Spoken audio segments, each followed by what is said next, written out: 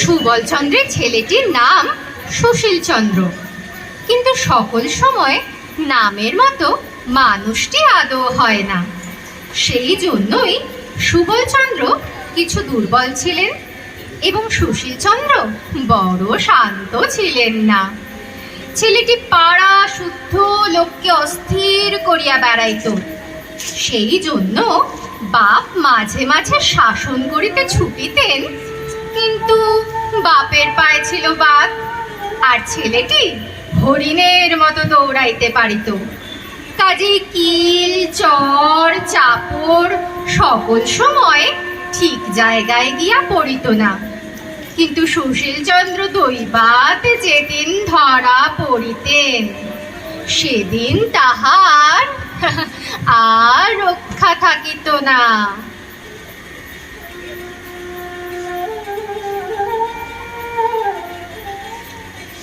আজ শনিবার, 2টোর সময় স্কুলের ছুটি, কিন্তু অনেকগুলো কারণে আজ স্কুলে যেতেই ইচ্ছা করছে না।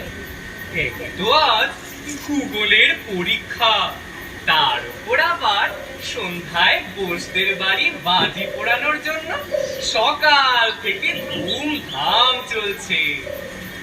আহা, আজ সারা দিন যদি সেইখানেই কাটিয়ে দিতে পারতাম, কি ভালোই না হতো।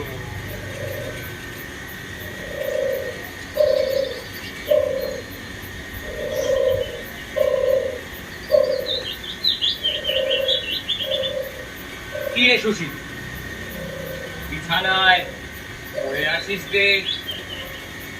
আজ স্কুলে যাবি না? বাবা, আমার পেটটা কেমন কামড়াচ্ছে যে, আমি আজ স্কুলে যেতে পারবো না। সব বুঝেছি। রসো, একে আজ জব্দ করতে হবে। পেট কামড়াচ্ছে? এ বাবা, তাহলে তো আর তো কোথাও গিয়ে কাজ নেই, বুঝলি? বোসদের বাড়ি বাজি দেখতে হরিকে একলাই পাঠিয়ে দেবক্ষণ। আর শোন না, তোর জন্য আজ লজন জুস কিনে এনেছিলাম। সেও আর তোর কাজ নেই, বুঝলি? পেট কামড়াচ্ছে কিনা? না না বাবা, আমার পেট কামড়ানো তো। চুপ করে বসে থাক তুই এখানে, আমি খানিকটা পাচন তৈরি করে নিয়ে আসি। এই আমি শিকল দিয়ে গেলাম বাবা, এবার থাক তুই ঘরে। এই রে, এই যে পুরো উল্টো হয়ে গেল। এখন তো না আমি বোসদের বাড়ি যেতে পারবো, আর না লজন জুস খেতে পারবো, তার উপর পাচন। সর্বনাশ, পাচন যে আমার দু চোখের বিষ।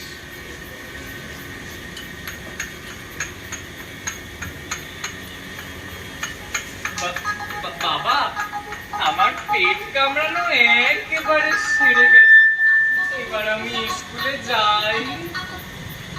না না বাছা, পেট কামড়াচ্ছে তোমার, এই অবস্থায় কি আর স্কুলে যাওয়া যায়? তুই পাঁচন খেয়ে চুপ করে শুয়ে থাকবি ঘরে আজ। বাবা, তুই পাঁচন খাবি আজকে? হ্যাঁ,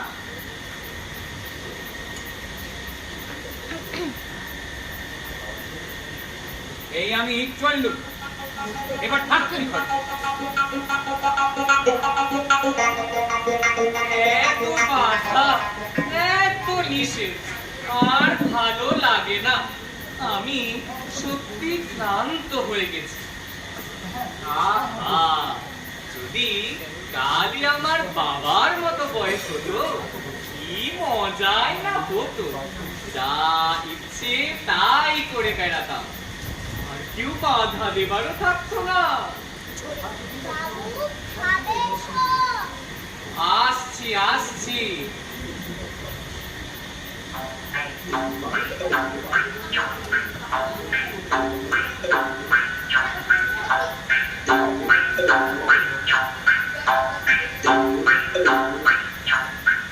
সুশীলটাকে নিয়ে আর পেরে উঠলেননি। পড়াশোনা করার এত সুযোগ থাকতেও সারাটা দিন খালি দস্যিপনা করে বেড়ায়। অবশ্য ছেলেবেলায় আমিও তো কিছু কম ছিলাম না। আমার বাপ মা আমায় বড় বেশি আদর দিতেন বলেই তো আমার ভালো মতো পড়াশোনা কিছুই হলো না। আহা, যদি সেই ছেলেবেলা আবার ফিরে পাই তাহলে আর কিছুতেই সময় নষ্ট না করে কেবল পড়াশোনা করে যাব।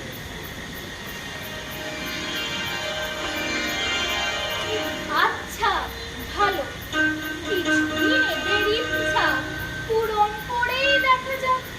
দেখি এদের ইচ্ছা কতদিন বজায় থাকে।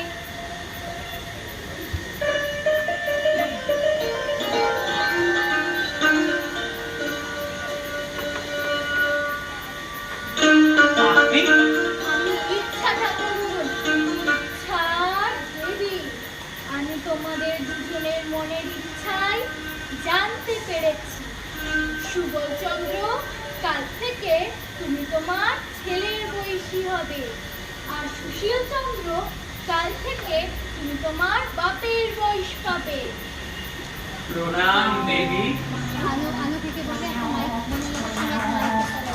মানুষ বড়ই বিচিত্র।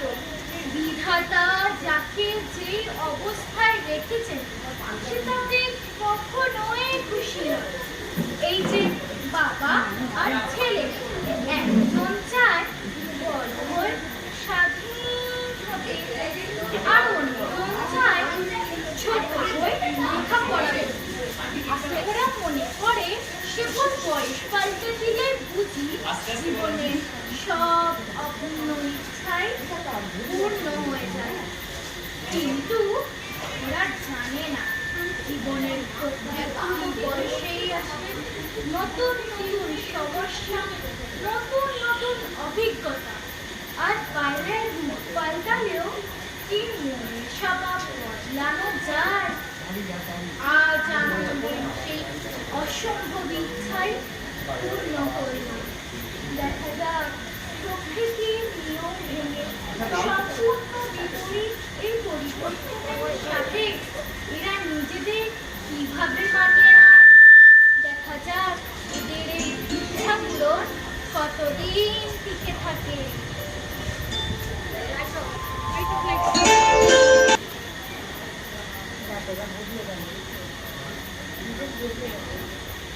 মিউজিক চলুক। সর্বনাশ!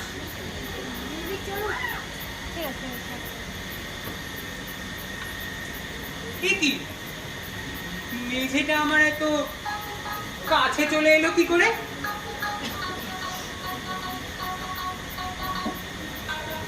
আমার রাজকীয় গোপদারি। বুঝেছি, এই যে শুধু আমার গোপদারি নয়, আমার বার্ধক্যই আমাকে ছেড়ে পালিয়ে গেছে। তবে বুঝি ইচ্ছা ঠাকুরনের ইচ্ছাই সত্যি হয়েছে।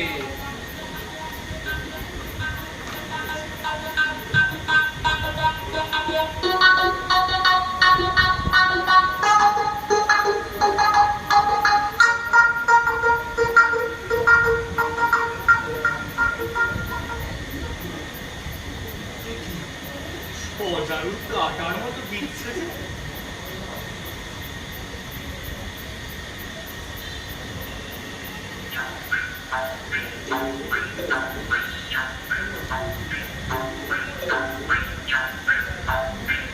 আয়নায় বুড়ো লোকটি আবার কে? জামা কাপড় গুলো কেমন ছোট ছোট হয়ে গেছে মনে হয়।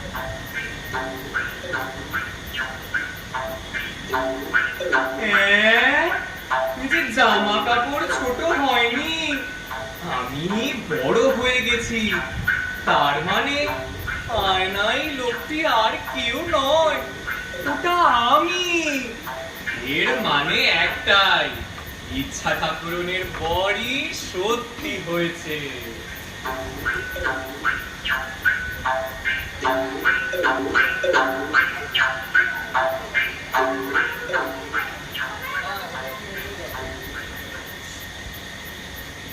না, এখন যখন ছেলেবেলা ফিরে পেয়েই গেছি, এখন শুধু মন দিয়ে শান্ত শিষ্ট হয়ে পড়াশোনা করব। মিউজিক চলবে।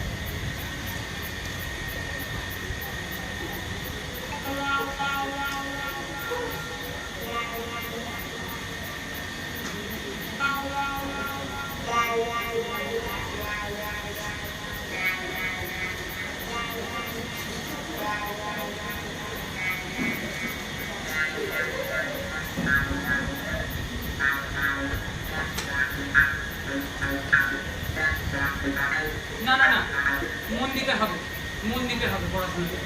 না,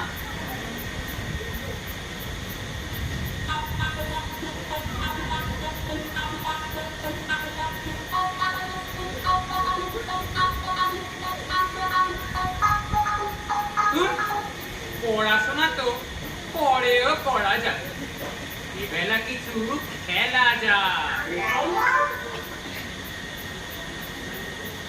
এই, नकुलरी सदा चली आए प्राण যায় पर দেখছো না আমি রামায়ণ পড়ছি, পড়াশোনার নাম নেই, সারা দিন শুধু খেলে বেড়াবে। আমি তো পড়ছিলামই, কিছুতেই যে মন বসছে না। তা বসবে বই কি, নিয়ে আয় দেখি স্লেটটা, দুটো অঙ্ক কষতে দি। এই নাও।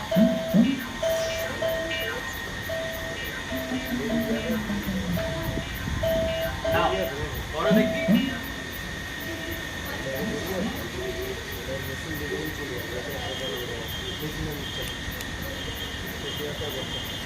পারছি না যে। ছি, ছি, ছি, ছি। মাইক এত সোজা অঙ্কটাও পারলে না। যত বড় মুখ নয় তত বড় কথা। পড়াশোনা করে তুমি এই শিখছো? না, না, ভুলে গেছি না। সত্যি ছেলে ভুলে গেছি না। পুরো মানুষের কাজ ভুলে গেছি না, ভুলে গেছি না, ভুলে গেছি না। সুবলচন্দ্র সেইরূপ প্রায়ই ভুলিয়া যাইতেন যে তিনি এখন সুশীলচন্দ্রের চেয়ে ছোট। না ঠিক আছে। ওমা তোমার দোষীপনা ক্রমেই বাড়ছে, আমি আর সামলে উঠতে পারি না। আজ থেকে তোমায় আমি স্কুলে পাঠাবো। আজ আমার পেটটা কেমন কামড়াচ্ছে যে, আমি আর স্কুলে যেতে পারবো না। পারবে না বই কি, স্কুলে যাবার সময় আমারও অমন ঢের পেট কামড়েছে, আমি ও সব জানি। আর বাড়িতে তোমায় ঠান্ডা রাখবার জন্য আমি মাস্টারেরও ব্যবস্থা করেছি। কই মাস্টার মশাই, আসুন। নমস্কার। মাইকে আজ থেকে সুবল চন্দ্রের দায়িত্ব আপনার, তাহলে আমি একটু শান্তি পাই মশাই। একদম সুশীল বাবু, আপনি চিন্তা করবেন না, আমি দক্ষিণা পাবো আর আপনি শান্তি পাবেন।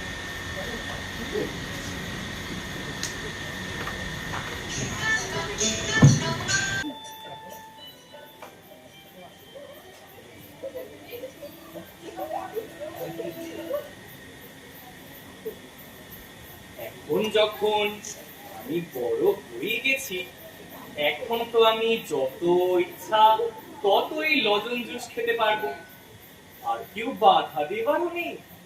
কি মজা! হরি, ও হরি, একটা পান আর কটা লজেন জুস নিয়ে আয় তো।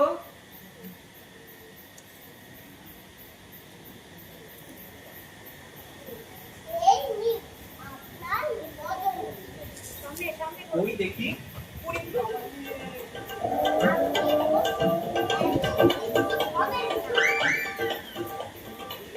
কি বলেছো?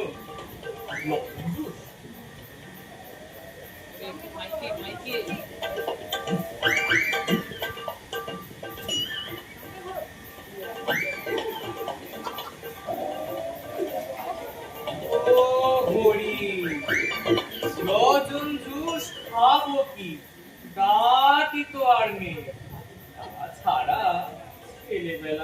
খাদ্য এখন আর মুখে সয় না, বুঝলি? তার যেগুলো আমার ছেলে মানুষ বাবাকে দিয়ে আসতে। ও না না বাবা, এত লজেন জুস খেলে বাবার নিখাত অসুখ করবে। কাজ নেই, তুই নিয়ে যা।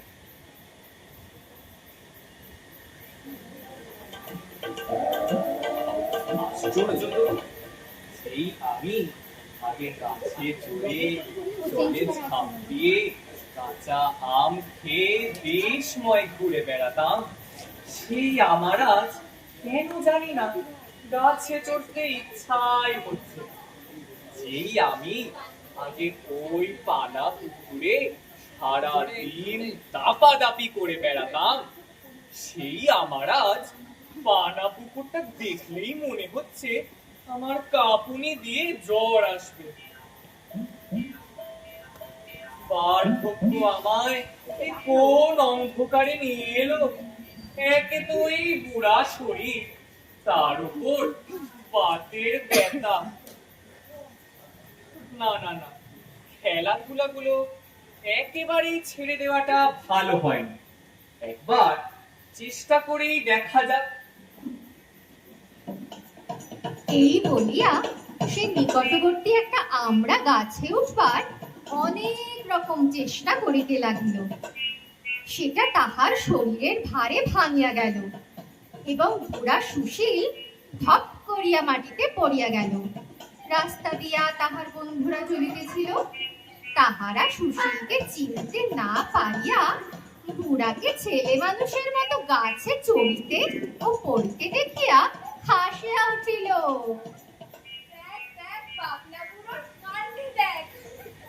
রাখাল গোপাল, আমি সুশীল, চল কপাটি খেলি। আপনি যদি সুশীল হন তাহলে আমরাও রাজপুত। যান দাদা মশাই, আর ঠাট্টা করবেন না। এই চল চল।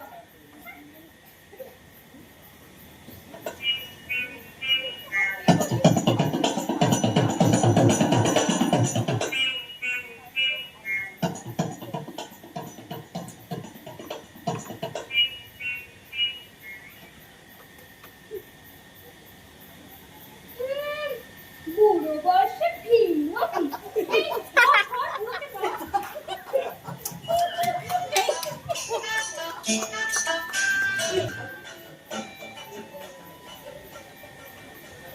এ তো ভারী মুশকিলে পড়লাম। এককালে ভাবতাম যে ছোট হলে কত পড়াশোনা করব, কিন্তু এখন পড়ার বইয়ের পাতা খুললেই ভয় কেঁপে উঠি। আগে একটু বেশি খেলেই অম্বল হতো, কিন্তু এখন এমন খিদে হয়েছে যে নুড়িও হজম হয়ে যায়। আগেকার সেই বাতের ব্যথা আর জীর্ণ হাড়, বার্ধক্যের এই ব্যাধি থেকে নিষ্কৃতি মিললেও শৈশবের এই কঠিন শাসনের শৃঙ্খলে আজ যেন বন্দী হয়ে গেছি আমি। আরে এই আওয়াজটা কোথা থেকে আসছে? যাই গিয়ে দেখে আসি তো একবার। বাড়ির আঙিনায় বুড়োরা তাস খেলিতেছিল। সুবলচন্দ্র সেখানে প্রবেশ করিয়া অভ্যাসবশত বলিয়া ফেলে, আরে আরে, ওই সাহেবটা আগে ফেললেন কেন? ছোট গোলামটা ফেললে তবে তো পিঠটা পেতেন নাকি? একদম কাঁচা খেলোয়াড় সব। বাবা কথা শোনো। এই যা যা খেলা করবি, বেশি জ্যাঠামো করতে হবে না। নিজেরা খেলতে পারে না, আবার আমাকে বলে।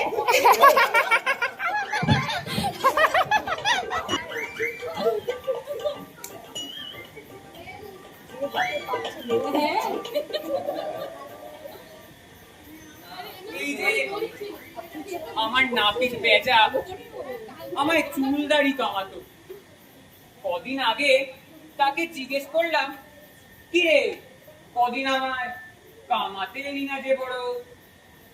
উমা, সে আমায় বলে দিল যে আরো বছর 10 পরে আসবে। দেখো কাণ্ড। কি হে, যেই নামটা দিয়েছিলাম মুখস্থ হয়েছে? আরে ওসব পরে হবে খন, আগে একটু তামাকটা দাও দেখি, খেয়ে নি। কি বললি তুই? কি আস্পর্ধা! মাস্টার মশাইয়ের কাছে তামাক চাইছে। দাঁড়া দেখাচ্ছি মজা।